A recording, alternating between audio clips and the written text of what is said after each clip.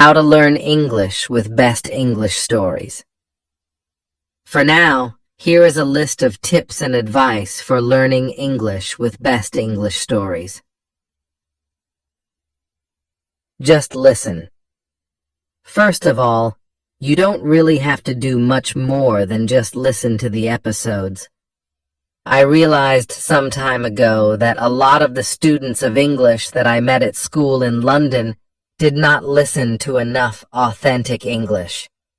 They were willing to spend money and travel across the world in order to improve their English. And yet most of them, for some reason, were not prepared to take a bit of time every day to listen to something in English. Why? I think partly this is because they didn't know what to listen to. A lot of people watch TV and movies in English. Fine. But honestly, that might not be the best way to improve your English.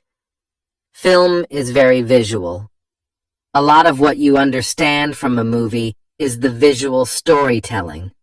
It's important to just focus on the audio, on the language. So, a lot of students didn't know what to listen to. They thought that they didn't have much choice. Actually, there's plenty of choice out there. The BBC has plenty of podcasts. There are loads of podcasts on different topics on iTunes, but they're all made for native speakers. They're too difficult to listen to, and ultimately, that's not motivating. There are some podcasts out there which are made for learners of English, but a lot of them are just focused on language learning at the expense of entertainment. They're useful, but they're a bit dull. This is less the case now because 5 years after starting this podcast, there are more interesting things out there for learners of English, including my podcast. So I decided that I'd try and create something for learners of English to listen to that they would actually want to listen to, beyond just learning English. Ultimately, I think to listen to English for extended periods of time, you have to have an interest in what is being talked about, or you have to find it entertaining. Otherwise, it's hard to really sustain your concentration, and it becomes like a chore. There is real value in listening to English for extended periods of time, but it's difficult to achieve because you get put off by not understanding things, or because the recording is a bit patronizing and dull. I don't want to blow my own trumpet here too much, because I'm sure that my podcast is not always as entertaining or as engaging as it could be, but I think the only way to get people to keep listening is to try and make it entertaining as well as informative about English. So, I record this podcast with you in mind, but I try to keep it as authentic as possible. I try to avoid being simplistic. I try not to grade my English too much. I know it might be challenging for you sometimes, but I attempt to hold your attention by talking in an enthusiastic way about subjects which I personally find interesting. Hopefully, the result is that you keep listening and that you feel personally involved in it somehow. Then, by exposing yourself to lots of English in this way, you are able to acquire the language, to pick it up in a variety of ways. Stephen Krashen and Language Acquisition Theory. Let me now refer to the language acquisition theory of Stephen Krashen. This theory is very well known among language learning theorists, and it underpins a lot of what we know about learning and teaching English. Krashen believed that there are two ways to develop our language learning skills. One is through language acquisition, and the other is through language learning. Language acquisition means that it is possible for adults and children to learn language in a subconscious way, meaning in a kind of passive way, by simply engaging with the language. The important thing is that you focus on the message in a bit of language. So, when listening to Best English Stories podcast, this means focusing exactly on what I really mean, rather than just on the specific items of language I'm using. The primary focus is to just understand what I mean, hopefully at a fairly deep level, in order to laugh at something I've said or feel moved by it, and then you kind of pick up the language as a result of that. You might not be immediately aware that you've learned some new language in this way. In fact, this kind of acquisition probably informs your passive knowledge of the language. According to Krashen, another type of language development is language learning. This is when you focus on learning specific forms, like studying grammar rules, for example. It involves having some instruction by a teacher, perhaps in the form of error correction, or from a grammar book which explains the rules of English. The downside of this kind of learning is that it is rather dogmatic, can be boring, complex, and abstract.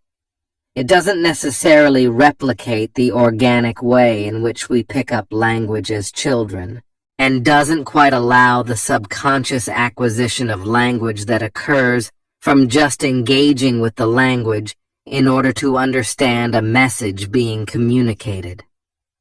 All right. So how does this apply to the way you can learn English?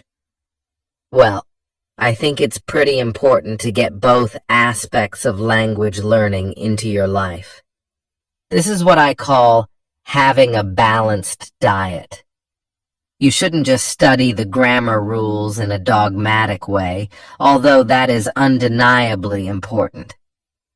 You should also attempt to just engage with the language as it is used in natural, authentic, and meaningful situations. How can you do that? Ideally, this would mean going out into the world and doing things in English. In fact, this might be the best way to improve your English.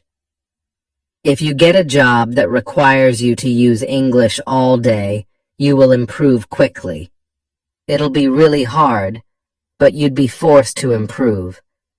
That's like a boot camp for language acquisition, because you're not really studying the language, you're just attempting to survive in it. You're really focusing on the communicative acts you are trying to achieve. You're really focusing on meaningful messages, and you naturally learn the most direct and effective way to understand and communicate meaningful messages. You might not be able to do that in your life. You might not have access to native speakers in that way. So, my podcast can be a substitute. It's not really the same as attempting to work in an English-speaking environment. But the key point is that you can replicate aspects of that experience by just attempting to follow or keep up with what I'm saying, and do that regularly over long periods of time, and you'll pick up massive amounts of English. So, just listen. Try to follow everything I'm saying. Try to enjoy it and engage with it. Listen regularly. Listen for extended periods. This will all contribute to your acquisition of English, as described by Stephen Krashen. That's language acquisition, but you can also do more traditional language learning alongside Best English Stories podcast. First of all, outside of listening to the episodes, you can do your formalized language studying from a book or in class, and use LEP as a companion to that. Study the language, and then try to notice aspects of the language that you've studied in episodes of the podcast. For example, if you've studied verb tenses, you can listen to a story I've told on the podcast and try to notice those verb tenses, how I'm using them, how I'm pronouncing them, and so on. It can back up, confirm, or clarify the language study you've been doing. You should always refer to authentic language usage as a way of checking language that you've studied. Also, you can study the things I say in the podcast more directly. The podcast can be a study tool. Here are some ways you can do some active language study with the podcast. Use transcripts. You could read a transcript and check new words in a dictionary as you find them. Pay attention to the way I use the words, including the grammatical context, collocations between words, and pronunciation. Any new words or structures you find, make a note of them and practice using them yourself. You could attempt to write your own transcripts. This reveals a great deal about the gap between the English you know and the English that I use in the podcast. Try transcribing a section of one episode. You could do an episode that has already been transcribed. Listen carefully to it and try to write down every single word. There may be certain utterances that you just can't identify. Mark them with question marks. Listen again and again. You could just focus on a specific 5-minute section of an episode. Keep listening until you've done your best. Now check the proper transcript for that section and compare it to what you wrote. What are the differences? Now you can identify the gap between what you understand and what I said. Try to close that gap. Check the words you didn't know. Identify why you missed the pronunciation of something. Think about how I say these words and phrases and their definitions. Then you can start working them into your English when you speak. We'll look at ways of developing your speaking in a few minutes. A note on transcripts. You may be aware that a lot of my episodes have transcripts, which can really help you to study the language, although you shouldn't read them all the time.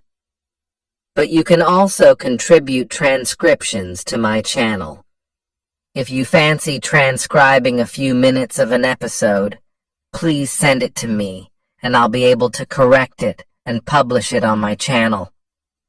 I have a transcript collaboration going on using Google Documents. You might already know about this because I did an episode on that subject a couple of months ago. You can go to my channel and click Transcripts to find out more. Basically, writing transcripts of my episodes is not only a great way to use the podcast to improve your English, it also helps me to provide an even better service to my listeners. So, Best English Stories podcast is best consumed as part of a balanced diet. Listen freely and just try to enjoy and understand what I'm saying, and let your mind naturally acquire the language, but also mix this with more formalized language study to get the full 360-degree effect. You might think the formalized language study part of that is boring and time-consuming. That's fine. You don't have to do any of that, but as a compromise, what you can do is just be mindful when you're listening. Your first aim is to focus on the message, but you can also try to notice specific aspects of the language too. Try to identify words, phrases, and grammatical structures. You don't have to formally study them, just notice them as you hear them. Like, oh, he's saying depend on, so it must be depend on in English, not depend of. Things like that. Just be mindful when listening. I record different types of episode here. My main aim is to engage you and keep you interested, while presenting English to you in an authentic way. In some episodes, I try to draw your attention to the language more specifically. For example, I teach, explain, demonstrate vocabulary items referring to a topic, or bring your attention to an aspect of pronunciation. In those episodes, you can just chill out and follow what I'm saying, but you can be more active and make notes of the vocabulary. Try to remember phrases. Listen again and pause the recording to test your memory. Listen in comfort and enjoy the experience. Krashen also writes about the effective filter hypothesis. This relates to the conditions in which learning takes place and how these can have a big effect on the successful acquisition of language.